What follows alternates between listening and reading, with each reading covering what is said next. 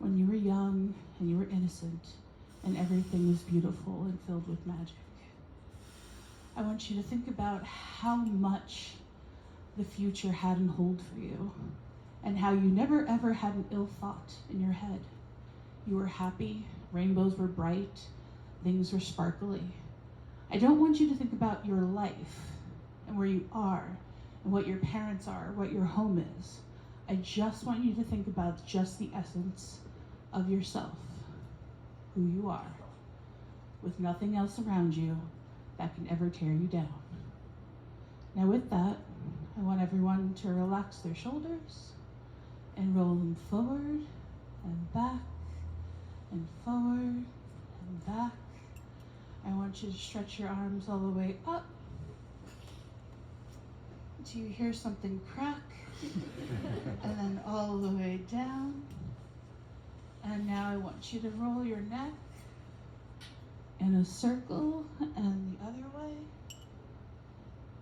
And now take a deep breath in your nose, through your chest, all the way in, and all the way out. Now I want you to stretch your spine as best you can and wiggle in that chair. Give that chair some lap dances. Now I want you to tighten up that cute little booty that you all have, no matter what size and shape it is, and tight, tight, tight, tight, and relax. I want you to tighten up those thighs that hold all the secrets that you have, and your knees that knock when you get nervous. Tighten them up and relax. And tighten up those toes and those feet as tight as you possibly can, and then root them into the ground. And find yourself to be a strong tree, and we are all in the same dirt, together growing. What I want you to think now in your head, don't go too deep, but think about something that is causing you pain right now. It doesn't have to be huge, and it doesn't have to be small. Whatever you feel comfortable. Now what I want you to do is think about that. Make it small in front of you, because right now I'm sure it's big inside of you. So you're gonna take that idea and crush it with your hands and make it tinier and tighter, and grip your fingers, put them in front of you and grip it. I'm watching. Grip and make that idea smaller, and don't give it power, and tinier and tinier. Now in your head, you're gonna think, what is something that could totally devour this or make it smaller or tighter and less dangerous? Would you cover it with ribbon? Would you cover it with tape? Would you cover it with cement? Would you cover it with dirt? Would you need to put it in a device? Would you need to put it in a container? And while you do that, I want you to think about it getting smaller and tighter and smaller and tighter. And while that's happening, you're gonna put it aside to your left or to your right. Definitely visualize that. And now I want you to think back to you being the sweetest, most innocent child. And then think to yourself, does that child need to carry that around anymore? And I'm sure the answer is fuck no. And you know that you are that child who deserves better and is stronger than that is holding you back. Make sure you take this little piece and put it inside that box and lock all the locks that you have. Put all the chains on, close all the locks, slam them shut, and now on the count of 3, with your eyes still closed, you are going to howl as loud as you can, because we are all animals deep, deep down. On the count of 3, 1, 2, 3.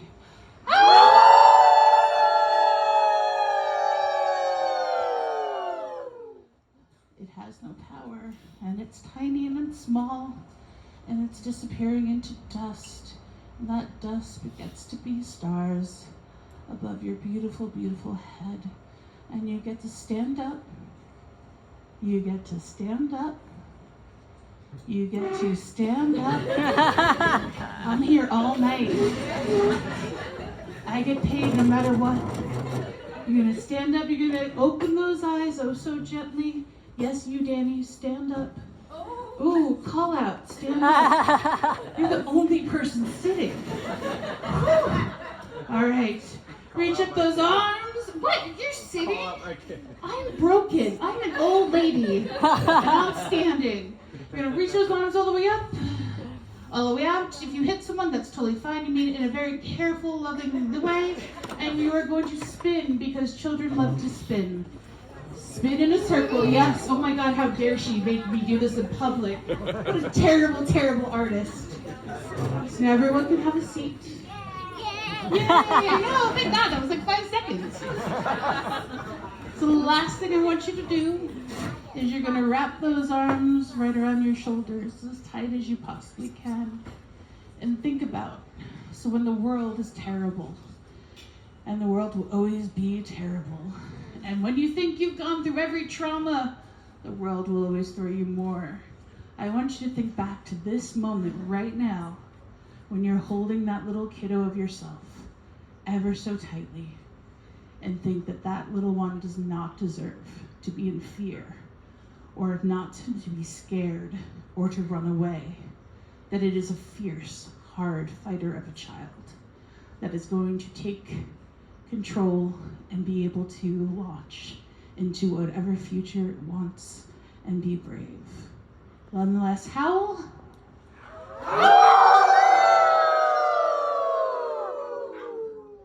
So this is an exercise I've done with my ladies. And there's nothing more powerful than women who have absolutely nothing, according to us. They have no house. They have nothing in their possessions sometimes. They come in with nothing on their backs. And to be able to see them all just love their inner child is absolutely beautiful. And so it was very beautiful that you all did that with me, and I appreciate it. And I hope you have a beautiful night.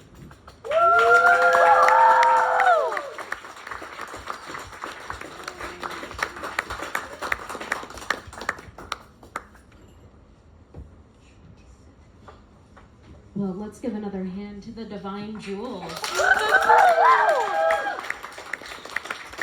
Sorry, I realize I'm loud and then I scream into the microphone and I'm so excited. But I also feel like I need to tell my therapist that I just had a moment with my inner child and I need to pay you for therapizing me a little bit in the best of ways. I really want to do EMDR and not charge anyone. Yeah. I need the degree, I got it down pat from doing it so much, so if you want free sessions, not legally. Not legally, on the DL. Yeah. Everyone knows now.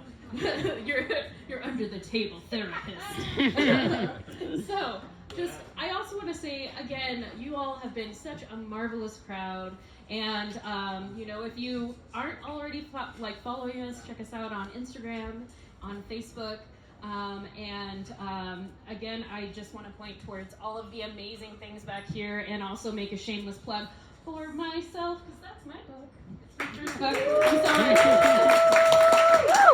This is now I'll step out of that and be like, okay, that was awkward.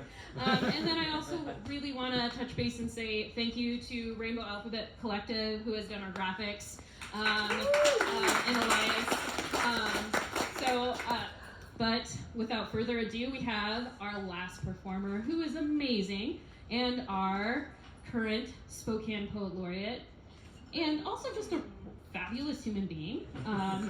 As you can tell, I'm trying to get into my phone, so this is me awkwardly doing that. So Mery Smith is the newest Spokane Poet Laureate. See, I knew some of it already.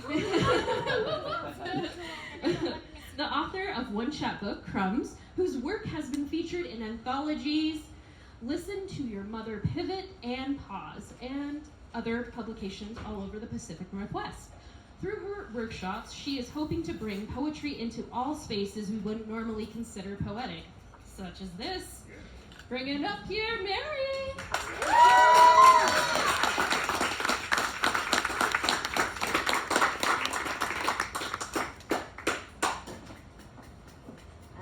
I don't know.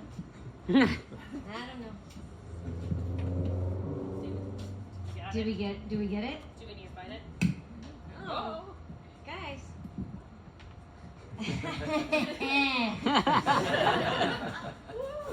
Thanks for having me, and I'm really just delighted. This is my first time here, and it's gorgeous and delicious. I'm gonna read some new stuff that I haven't been sharing lately, and when we do workshops, we always start with a brain dump where we just write for 10 minutes, and the difference between writing and reading is judging. So we don't judge, we just write for 10 minutes, and in that same sentiment, like, I'm just gonna read, and that's it. And you can decide if it's good or not, but the first one I'm gonna read is called After Albert Camus, One Must Imagine Sisyphus Happy. Sisyphus, forever condemned to a life of fruitless struggle. Greek mythology tells us Hades punished Sisyphus for cheating death more than once. He could be seen rolling a giant boulder up a hill in hell only to have it roll back down again. Every single time. Sisyphus, great cheater of death, of fate, would ultimately spend his eternity doing the same thing over and over again. Did Sisyphus hope against the weight of his fate? Did he sometimes think if he just placed his foot just the right way, or perhaps shifted his weight in his hips, it would produce a different outcome? Was he exhausted on the inside, as surely he was on the outside? Singing to him, these modern day sirens, heroin, Suboxone, Oxycontin, their melodic lies promised one last good time. Again and again he'd cheat the odds. Statistically speaking, he was a god, immortal in his ability to make unbelievable comebacks. Turn nickels into thousands and empty words into promises you'd bet your firstborn on. His heart stopped 4 times the week before it actually rang out the last time. I know Adrian hoped. I saw it in the colored pencil drawings, bookmarks made for the hope of needing them, scenes like an open landscape with an apple tree and a brook pop away from the concentrated blue-lined sky. He was exhausted from the inside out. He pushed the boulder up the hill, still facing that near impossible outcome. His death becomes the second act of mortals. I no longer see a doomed life pushing towards nowhere. Adrian, no doubt a favorite in the land beyond, is resting now under the ponderosas, not thirsty, nor hungry, or ashamed. His is a quiet spot, safe enough for a midday nap, that boulder milled into dust.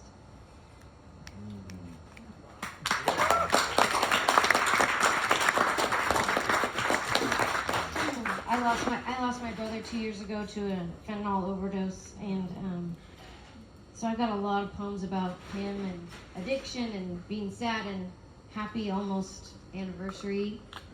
You know, that's a big deal. This one is another one about my brother, because here's the thing I know is that you keep telling the truth about something, and it helps. Winged now. Butterflies on cue. That's how you come to me. Now with the music up. Full blast. Your seal-like laugh. I remember you on one knee reciting poetry to the girl with citrine eyes. Now I run towards you, reaching out to grasp at the ghost of an invisible disease. How much for these teeth? How much for these teeth? I cannot afford them now. Now winged, your dentin exalted, I am reaching out to save what is left of your reputation. What became of you, the way I remember you. At night, reaching down from your bunk bed to pop the small pockets of air between my toes just because. A gesture, all your own. If God is someplace safe for crooks and forgotten poets. You are there, and you are running free.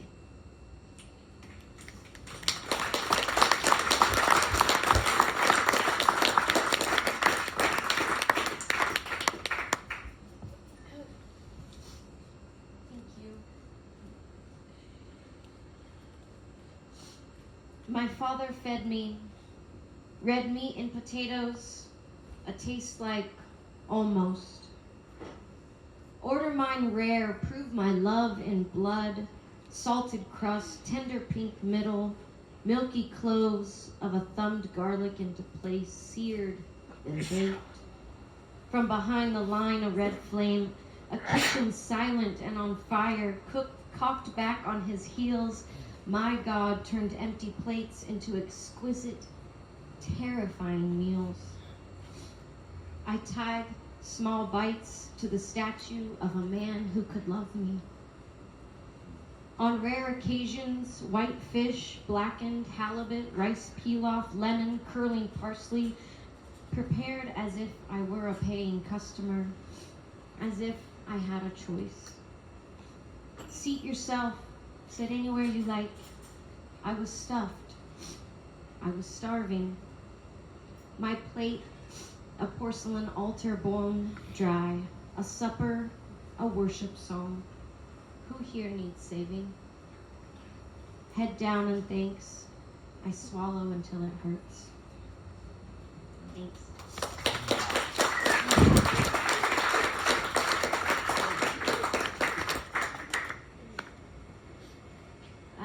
I am going to read you just one more.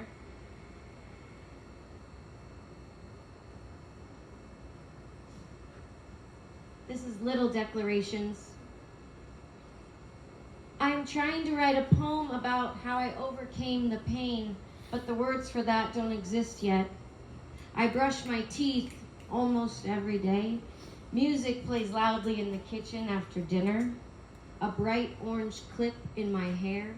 Wash the car, vacuum the upholstery, make eggs and eat them. Write a thank you card, pay the bills. I manage your birthday, Christmas, Easter. I guess I'm making poetry with my hands, with the smallest decisions, all those little declarations. I am okay now. Thank you.